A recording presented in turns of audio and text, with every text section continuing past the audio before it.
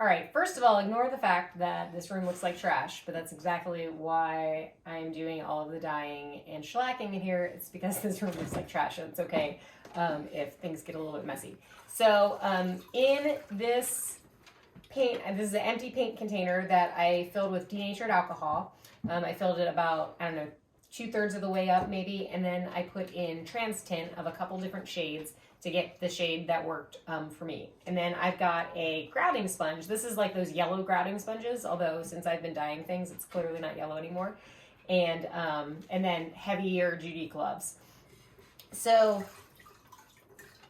I just put my hand in here and I just leave the sponge in there overnight, which is kind of nice, and it uses less material.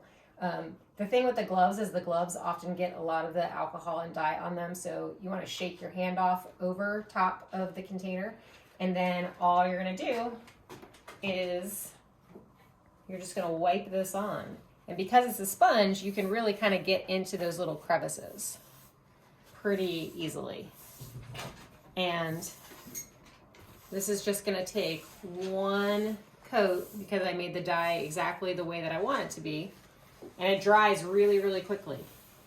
So I just go along all of the wood and wipe it on and wipe it off. And I've also used, I think I've taken pictures of these before, but these are just little cups that you would use for condiments like honey mustard sauce, dipping sauce, things like that. I bought a real cheap package of those, and I can reuse them again and again and again and again. And you can use those to sort of hold everything up.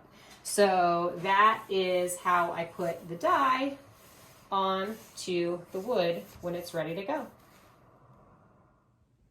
So next I'm going to put the shellac on top. And so I am using this amber tinted shellac from Zinsser. I've also put a couple of drops of the trans tint dye into this as well so that I can play with the color even a little bit more.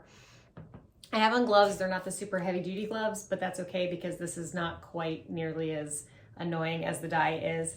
And then I just have a rag, and that's all I'm gonna need for this portion.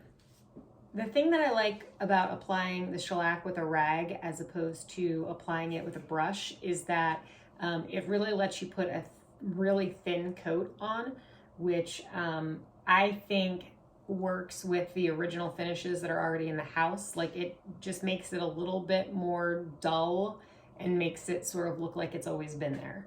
So all I'm gonna do is take my can of shellac and I get the rag just a little bit wet. So I've got my rag wet, and then I'm just going to apply it directly to the wood, and I'm just going to wipe it on and then leave it. So I'll show you how I'm going to do that. All right, so my rag is wet, and then I'm just going to apply it to the wood, and I'm just wiping it on. I'm not wiping it off, not like a stain or anything. I'm just putting one thin little layer of shellac on top of the wood, and that's all I'm going to do.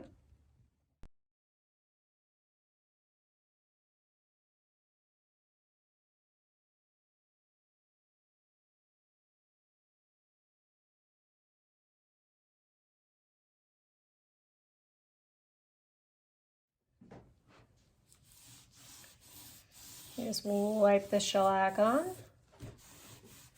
Make sure it gets into all of the little grooves. And I think especially if you tint it just a little bit, or if you're using amber, you can really tell exactly where you've been so you don't get too much in one spot. And it just adds just enough sheen and color that it makes it match all the rest of the woodwork in the house.